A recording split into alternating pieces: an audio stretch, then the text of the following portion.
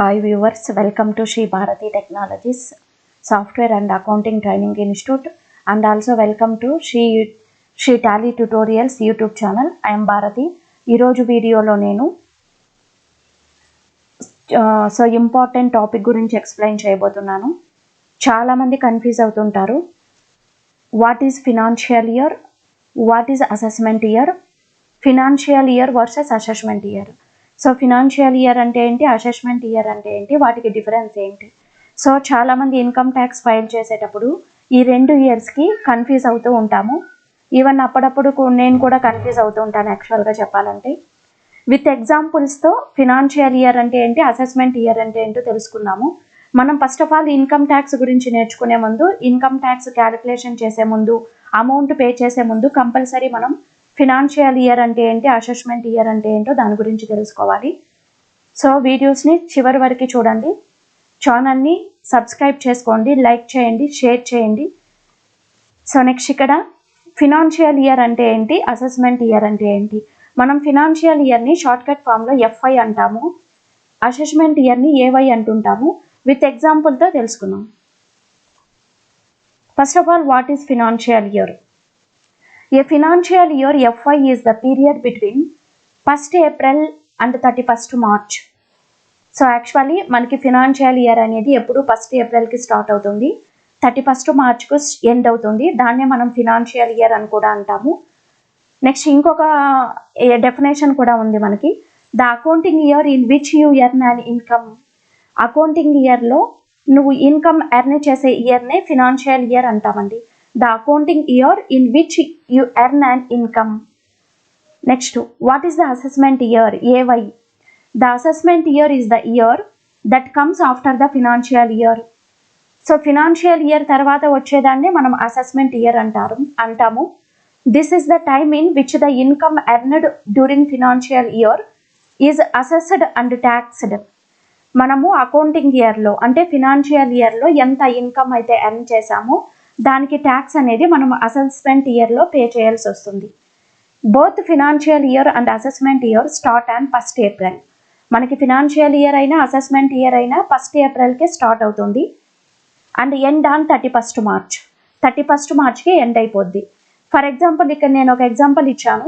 మనకి financial year అనేది 2020 April నుంచి 2021 మార్చ్ వరకు ఉన్నింది అనుకోండి.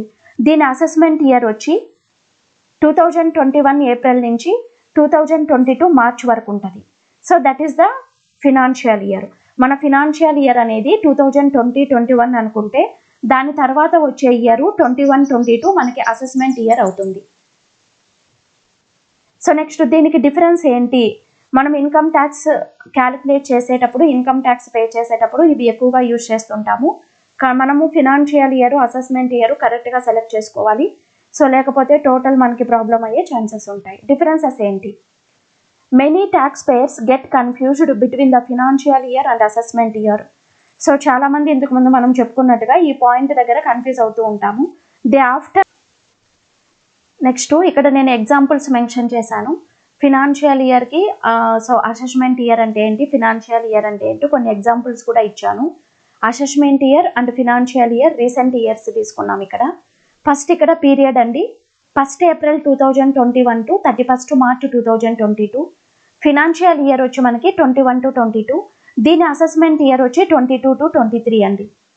అదేవిధంగా మనకి ఇక్కడ 1st April 2020 to 31st March 2021 ఇది ఒక ఫినాన్షియల్ ఇయర్ మనకి. మనం ఎలా చెప్తాము, 2020-21 అని చెప్తాము ఫినాన్షియల్ ఇయర్. దీని అసెస్మెంట్ ఇయర్ వచ్చి 2021 to 22. అదేవిధంగా నెక్స్ట్ వచ్చి 1st April 2019 to 31st March 2020. మన ఫినాన్షియల్ ఇయర్ ఏది, 2019 to 20. అసెస్మెంట్ ఇయర్ వచ్చి 2021. అదేవిధంగా next year financial year April 1st 2018 to 31st March 2019, 2018 to 19, 19 to 20. So assessment year వచ్చి మన financial year 2018 to 19, assessment year వచ్చి 2019 to 20. So ఇలా మనకి క్లియర్గా మనము ఫినాన్షియల్ ఇయర్ అంటే ఏంటి, అసెస్మెంట్ ఇయర్ అంటే ఏంటి, మనము ఇన్కమ్ ఎర్న్ చేసే ఇయర్ని ఫినాన్షియల్ ఇయర్ అంటాము, అర్న్ చేసిన ఇన్కమ్కి ట్యాక్స్ పే చేసే ఇయర్ని అసెస్మెంట్ ఇయర్ అంటాము. సో విత్ ఎగ్జాంపుల్స్తో క్లియర్గా ఇచ్చాను మీకు. మీరు ఇన్కమ్ ట్యాక్స్ రిటర్న్స్ ఫైల్ చేసేటప్పుడు చాలామంది ఇక్కడ మిస్టేక్ చేసే ఛాన్సెస్ ఉంది. సో మనం కరెక్ట్గా సెలెక్ట్ చేసుకోవాలి. దానికోసమే ఈ వీడియో చేస్తున్నా నేను.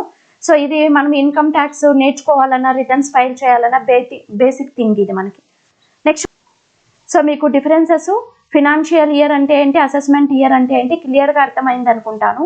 ఈ వీడియో అప్లోడ్ చేసినప్పుడు నేను ఈ వీడియో డిస్క్రిప్షన్లో ఈ ఎగ్జాంపుల్ పెడతాను. మీకు దీన్ని చూసి మీరు ఇంకా ఏదైనా డౌట్స్ ఉంటే కూడా క్లారిఫై చేసుకోవచ్చండి.